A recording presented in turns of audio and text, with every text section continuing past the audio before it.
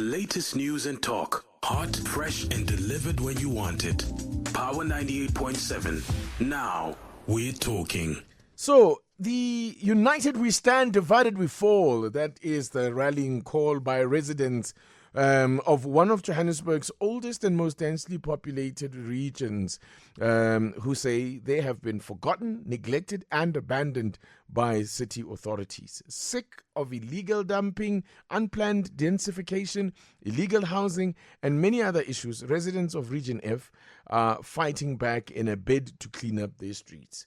In case you're wondering where Region F is, it actually includes the areas of Malvern, Kensington, Bez Valley, Bertram's, Troyville, Observatory, Yeoville, Jeppestown, and Berea to the east, as well as Pageview and Fordsburg to the west. So it's quite a sizable area. Let me speak to one of the community organizers, so Communities Uniting to Fix a Region F, Ravin Singh, joining us on the line. Ravin, good evening, and thank you so much for making time for us. Good evening, Tabo, and thank you for having us on your show. It's Tabiso. Tabiso, sorry, Tabiso. No worries, not at all, not at all.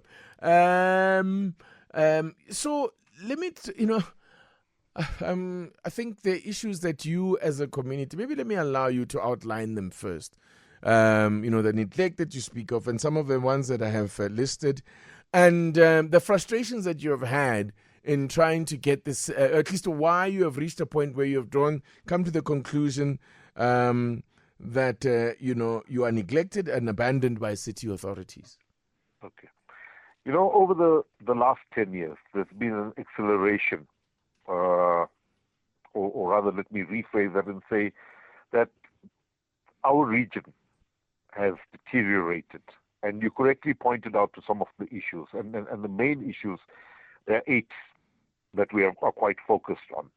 The first one is unplanned densification and illegal land use. Now, we're not opposed to densification, but we would like densification to be planned so that the city, as people move in and as people add more rooms on their property, the city is also providing enough electricity, enough water, enough sanitation facilities or infrastructure to cope with that. And right now, they have not done that. Right? The second issue is collapsing infrastructure around water, electricity, roads, and sanitation. And the good thing is that both the president and the mayor, in the news that you covered, point to these difficulties. And the chronic service delivery failures around these issues would be the third one. The fourth one would be illegal dumping, and that too linked to unplanned densification, in that you would find that someone would buy my property, and we have 5 people staying at home here in a 3-bedroom home, and that property would be converted to a 20 room, 20 room house, and you have 20 people living on the property. Yeah. Right? Now, that in itself is not a problem. The problem is when this is unplanned, where the landlord is now profiteering. The landlord does not order extra bins from Pick It Up. The landlord's living in one of the northern suburbs or elsewhere. And then tenants, and you can't really blame them because they don't have transport to take things to the dump and so on, they will throw things on the roadside. Right? So previously 1 bin would serve a family of 4 or 5 people. Now you'd have 1 bin with 20 people living on that property. Right? People dump. Then we've detected the pattern. Month end, people are moving out of these dwellings where there are multiple families now living. When they move out, the furniture that you don't require is thrown on the roads. Goodness. Right? So that's a major issue of illegal dumping. There's the issue of crime, ongoing crime in the area. And let me give you a concrete example. We've had, where I live, someone attempting to steal the stormwater drain. It's the old steel pipes that lead into the park. The community gets together and they apprehend the suspect. They recover the steel pipe. Now you contact the police station, right? And there's a dispute between two police stations about who is responsible for crime in this particular street, whether it's Jeppe or whether it's Cleveland or whether it's Yeovil. Mm. And now you're saying you want communities to partner you in fighting crime or doing a whole range of things, yet a simple issue of who has jurisdiction over that patch of streets, right, becomes an issue. I've spoken about the illegal backyard dwellings. The other concern we have is the continuous granting of liquor licenses without consultation with residents. Okay, it's fine. People need to buy alcohol. They need to enjoy themselves. But right outside these establishments, people are drinking on the roads. Right? It's unsafe for kids. It's unsafe for other vulnerable groups, old people, women, and so on, walking on the streets when people are drinking. Right? Our other concern, the last one that I would like to raise, is the proliferation of places of worship, right? Lodges and guest houses in residential areas without proper zoning applications, without residents being consulted. Now, again, we are not opposed to these businesses. We're not opposed to people making a living. But there needs to be consultation. These things need to be planned. And none of that seems to happen. Now, in your opening, you said we want to fight back. It's not really about fighting back. We want to work with the city to fix these problems. Now, residents will tell you that they've complained about illegal dwellings, and they would point to a building that they complained about 10 years ago, and nothing was done about it. There's no records in the city about who dealt with that particular issue. So you can't point to say that such an official visited the house, this is what they found. We don't know whether the officials have been bribed. And anecdotally, we hear from people. Neighbors will say to us, the people from Joburg Water were here illegally connecting water to the house or illegally connecting electricity. Now, there's no proper records in terms of identifying who takes responsibility for complaints that residents are making. And we want to work with the city, right, from street level up to resolve some of these issues. We're not saying get rid of the multiple family dwellings and so on. We're saying regularize them. If on my street I pay rates of 1,000 rands and I have 2 bathrooms, you have someone 3 doors away, the property is equivalent size, but they would have 20 bathrooms or 20 toilets. Why are they paying the same rates as me? And you can't say budget is a problem when you are not charging people rates accordingly. Yes. So we think these things need to be fixed. The mayor cannot be on every street. Yeah. Right? Work with us as residents. We have the same interest like you. One of the things that you mentioned as well, which I mean, all these things are related. You speak of densification. Which, as you said, you said you're not opposed to. But it must be done in an orderly way. How is when you speak densification, it almost suggests that there is actually a formal process that is underway. Of densifying the area. What form does that take? Well, I'm not a town planner, but my at least in the way that it's currently happening. Yes, you would need to make an application to the city. You would say that you would follow the building laws to say, I'm adding rooms to my property and so on and so forth, right? And the city would accordingly increase the rates. They would visit the property to look at whether you have followed proper planning procedures, whether your building meets the building regulations and building standards. And I must say, in many places, they don't. And, fortunately, I haven't heard of any serious incidents in my area where buildings have collapsed. But these things could happen because building inspectors were not there. We can't wait for these things to happen, then try to find solutions later. We're saying, let's work with people. Maybe they don't have plans, but there are procedures in place where you could get your plans passed even after you build it, right? So we need to take control of the situation. The city needs to take control of the situation, and it needs to work with residents in fixing the problem. We can't have a situation where lawlessness continues. I mean, we understand the early years of Johannesburg. Johannesburg was just built around mining, you know. It was a Wild West in some sense. But we can't continue with that. We can't go back there. Yeah, we can't. And I mean, if you said earlier on, you were talking about Pan-Africanism and so on.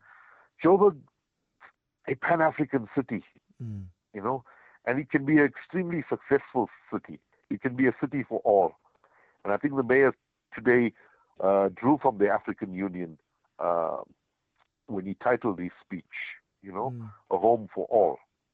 So we can really make this happen, and a comfortable home for all. There's enough space for everyone in Johannesburg, but I think we need to get our act together. The president, what you covered in the news, talked about the systemic problems that we need to focus on. We have to take responsibility for the city, both in terms of our elected public representatives, communities, and the officials that will work in the city. So it's not only issues of resources. It's about political will. It's about buy-in from communities, and it's about officials doing their work. Right. Yeah. Okay. My guest is Ravin Singh. He's an organizer and community organizer in the Region F. I've got to say, Region F is a very sizable region. You know, I would even go as far as saying it sounds like the majority of the old city, if I can call it that. Yeah. No, that's true. That's true. That's true, Tabiso. Yeah. Now, you know, the complaints that you have just listed here are complaints that we hear from communities all over this country, especially township communities. And I think that it all starts with a lack of bylaw enforcement. That's where the wheels just come off, you know. When all of those things that you've outlined and enumerated happen because there is no bylaw enforcement, and you've got to ask the question why that kind of negligence is reserved for certain areas and not others. For example, in suburbia, you don't have this problem of liquor licenses that are just handed out willy-nilly, where you've got taverns on every street. It just doesn't happen in the suburbs. I'm not quite sure what it is about. But one of the things, and look, this is a very long-winded way of asking a question that I'm coming to, but one of the things I also keep asking myself is that where are the councillors who are supposed to be from these communities? Yeah, councillors are a challenge. It's a problem in many places. I don't think the councillors covering our region are equipped to deal with the Pan-African situation. The reality is, if you look at the area where I live in, there are many people who come from across the border, right? Okay. And many of them are here legally. They've come because they're escaping the war situation in the DRC or whatever the case may be. They are family people. They have the kids in our school, right? So don't only have this picture in your mind of people jumping the border fence and crossing the Limpopo. People have come here properly documented, right? Now, some of them can't find or they can't afford accommodation where they could buy their own homes. They're renting in multiple family dwellings and so on. Now, they speak French, for example. Now, we as a community, there's a beautiful initiative in Kensington, and covering large parts of Kensington. It's Ward 66 and 118, which focus exclusively on dumping. Now, that particular project even went to the extent of translating pamphlets into Swahili, into French, and so on, so that we could engage with these people who have settled in our area. And just like us, they're concerned about crime. They're concerned about dumping. They're concerned about the state of our roads. They're concerned about the theft of electricity. You know, unfortunately, you have this dominant narrative that people are here to steal and do those kinds of things. People are here. People have come to the city to improve their quality of life. I'm also an immigrant to the city. I'm from Durban, right? I moved up over 30 years ago. I've And come so here are because millions of of other a better people quality. living in this city. Yeah. Exactly.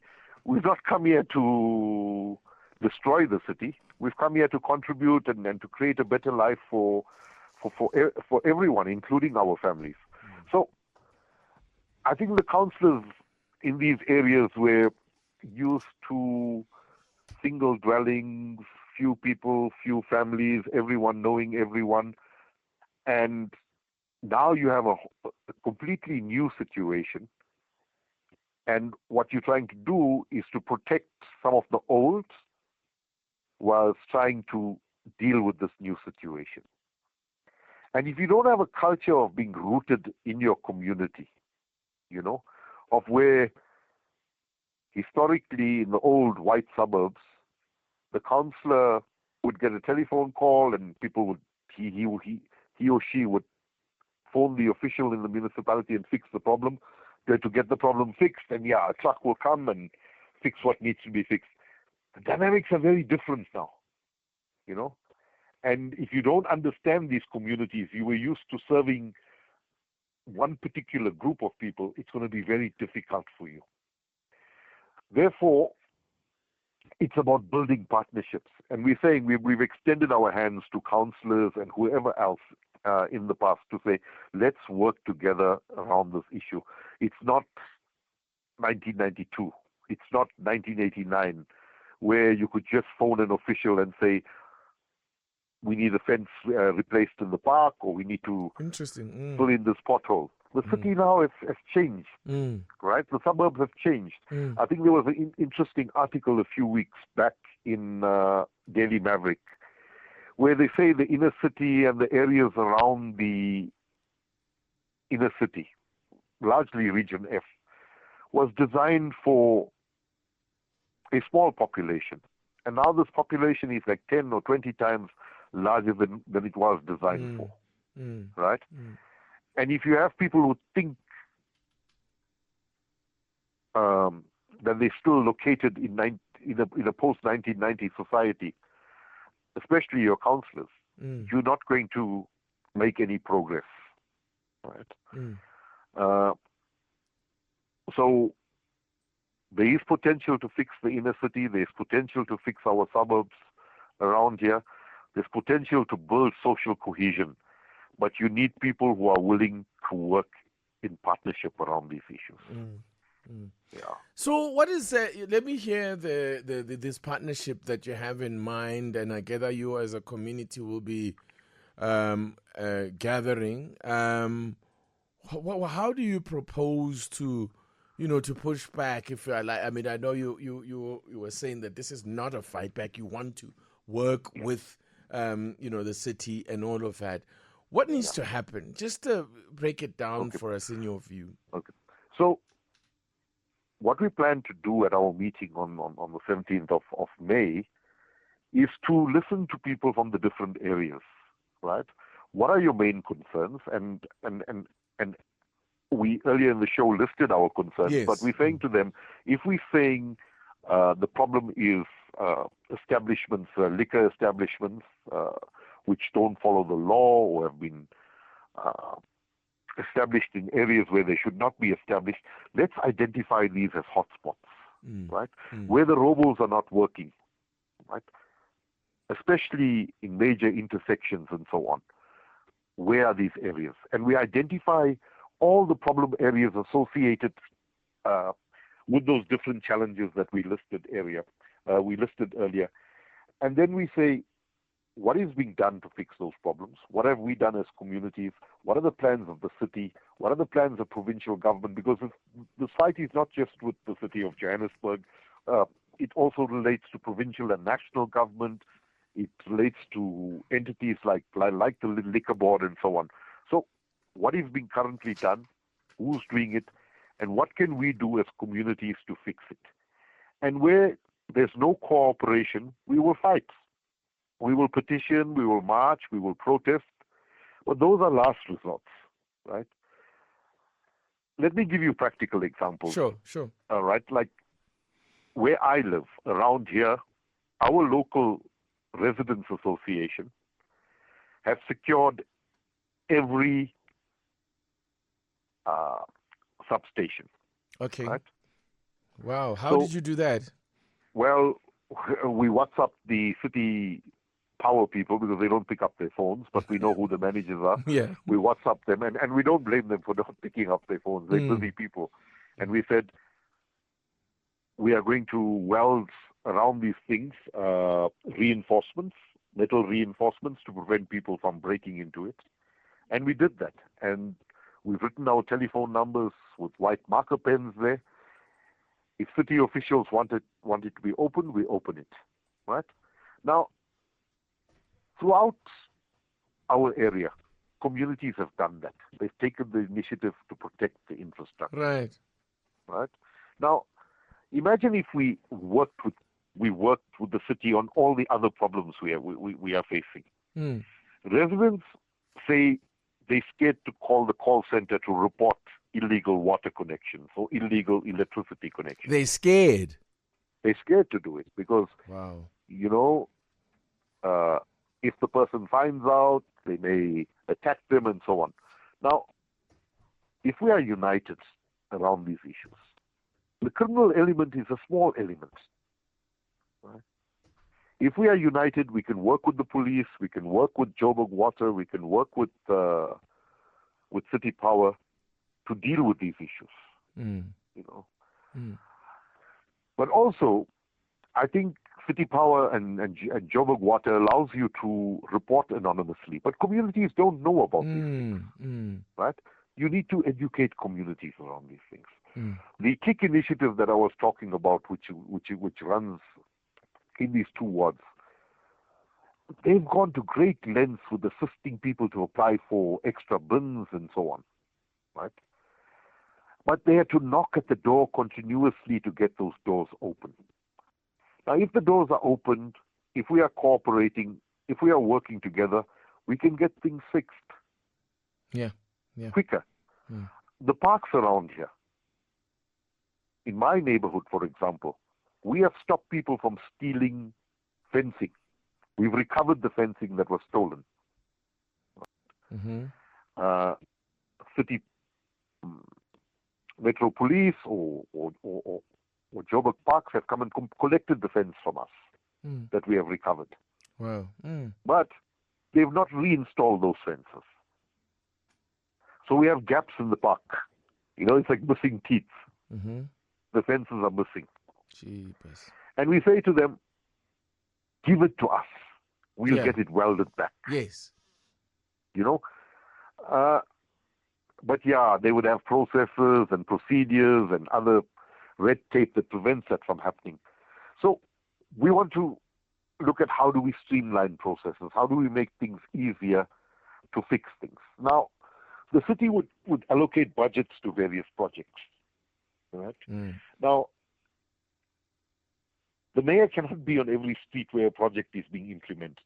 Right. If communities are clear about what projects to expect in their ward this year, we can be the eyes and ears of the councillor, of the mayor, of the political administration and the administration in the city to ensure that the quality of work meets the standards, the required standards.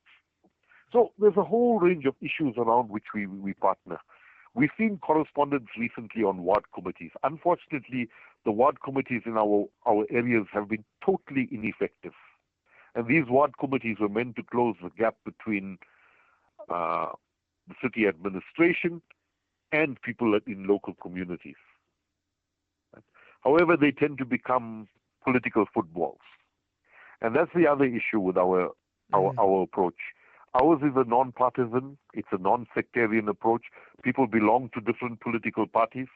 This is not an electoral platform, and we're not going to allow anyone to come and grandstand and use it as a platform to launch the election campaigns for next year. even beyond next year's elections. You need these types of formations throughout the city to fix the problems that we have. And it's not only us doing these things. There are bigger initiatives than ours that we feed into.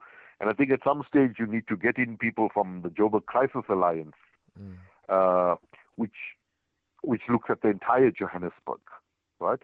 And members of the Water Crisis Committee that I'm part of, the Observatory or the Kurth Precinct Residents Association, we also participate at the level of the Joburg Crisis Alliance.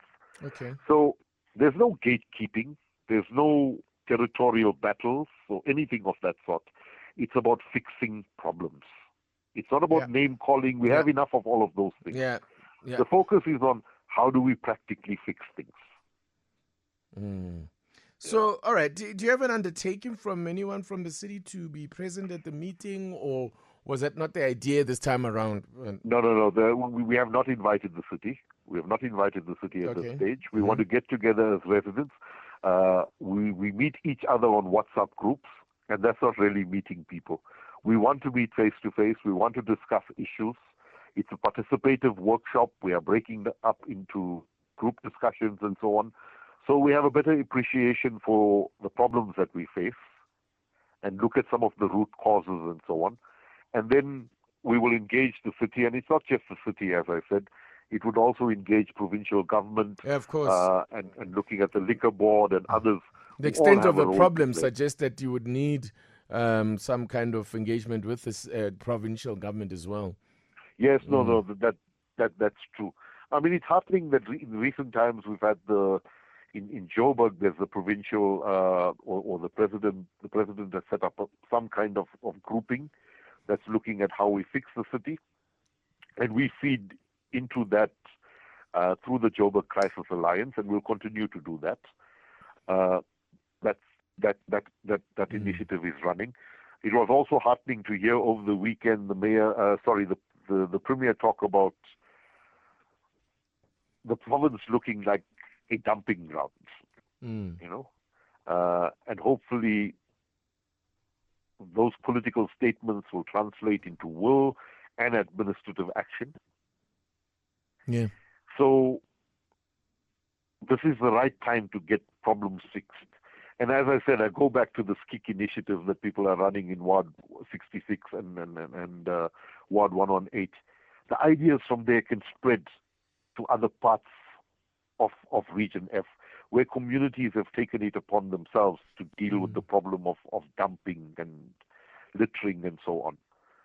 So, all of this is located within the context of our Constitution of the Republic, which talks about public participation.